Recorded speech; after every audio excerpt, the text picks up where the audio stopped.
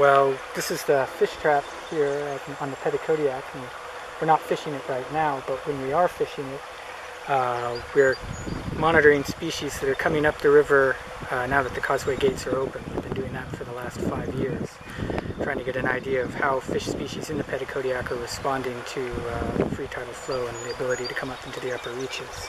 Well, in several years we've worked with DFO and other partners to release fry into the river to try and get them reestablished, because there aren't any salmon in the river naturally. They were basically, when the causeway gates were here, they weren't able to come back up into the river. They had been stressed before, but it excluded them from the river entirely, and there ceased to be natural salmon in the river. So the only salmon you see in the river today are the ones that people have put there. It'd be really exciting in the fall to get a returning adult in the trap behind me.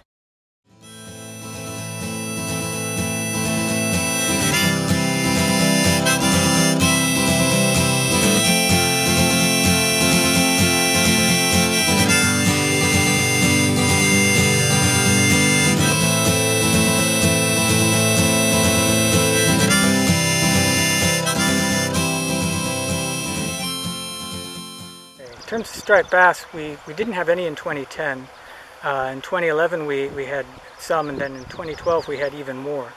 2013 looks like it was probably at least as good a year as 2012, though the data wasn't as clear as it might have been. The big interesting thing for 2013 was that the size of the fish was increasing, so that we were having larger striped bass. And they weren't large enough yet to be much of a threat to salmon other than as competitors, but they're close. So within this year and into next year, there's definitely a possibility that we'll see striped bass of a size where they would be eating salmon smolt during the smolt run. Another species we've been looking at is tomcod, which was, like the striped bass, was totally excluded from the river by the upper reaches of the river by the causeway.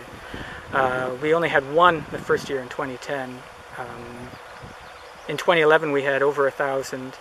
2012, I don't remember the exact numbers for. 2013 we were over 3,000, so that fish has just been increasing in numbers quite significantly as the river's been open. Shad's a species that we saw for the first time during its spawning season last year. We only had a couple, but that was pretty exciting, because that once again is a species that had been excluded from the river by the causeway gates. Well, smallmouth bass is one that we've been following in the river. It's declined every single year since the causeway gates have been open. And as a species we don't really want to see in the river, because it competes with native species as well as potentially as being a predator of some of them.